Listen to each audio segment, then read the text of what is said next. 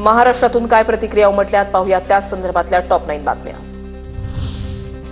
पहलगाम हल्ल्यानंतर मुंबई पोलिसांचं operation all out. 192 ठिकाणी पोलिसांकडून छापेमारी। पोलीस आयुक्त विवेक फणसाळकर आणि विशेष आयुक्त देवेंद्र भारती यांच्यासह सर्व पोलीस ठाण्यांमधील वरिष्ठ अधिकाऱ्यांचा सहभाग। मुंबईतील हॉटेल्स, लॉज आणि गेस्ट हाऊसची तपासणी।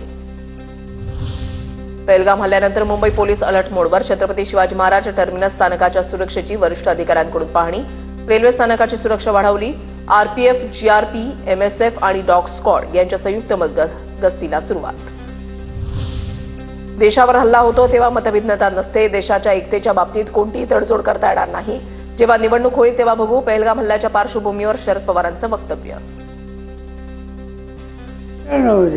मतभिन्नता असेल पण ज्या वेळेला देशावर हल्ला होतो त्यावेळेला मतभिन्नता नाही। असा भूमिका एकच, देश एकच आहे।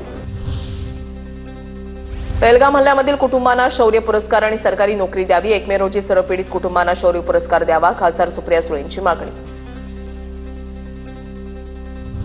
दिवंगत संतोष जगदाळेंच्या कुटुंबाला एकनाथ शिंदेंकडून 5 लाखांची आर्थिक मदत। विजय शिवतारे आणि अनिकेत जावळकर यांच्या हस्ते मदत सुपूर्द। उपमुख्यमंत्री एकनाथ शिंदे आणि खासदार डॉक्टर श्रीकांत शिंदेंनी घेतली जोशी, लेले आणि मोनेंच्या कुटुंबियांची भेट। या तिन्ही मावस भावांचा पहलगाममधील हल्ल्यामध्ये मृत्यू। भारतापासून काश्मीर तोडण्याचा अतिरेक्यांचा मनसुबा तोडा। अतिरेक्यांना पुन्हा हरू, चला काश्मीरला जाऊ। अभिनेते अतुल कुलकर्णींचं मुंबई ते श्रीनगर प्रवासाचा फोटो शेअर करत देशवासियांना आवाहन। आमचं काश्मीर आहे, आमचा देश आहे, तुम्ही आम्हाला धमक्या देऊ नकात, आम्ही येणार। हा जर संदेश मोठ्या संख्येने दिला इथे, प्लीज कशावरही तुम्ही विश्वास ठेवू नका। जे काही सांगितलं स्वतः या आणि पहा। दहशतवाद्यांच्या विरोधात पुण्यामध्ये हिंदू रक्षा मोर्चा। पहलगाममधील भ्याड हल्ल्याचा हिंदू संघटनेकडून निषेध। पुण्यातील विविध हिंदू संघटना मोर्चामध्ये सहभागी।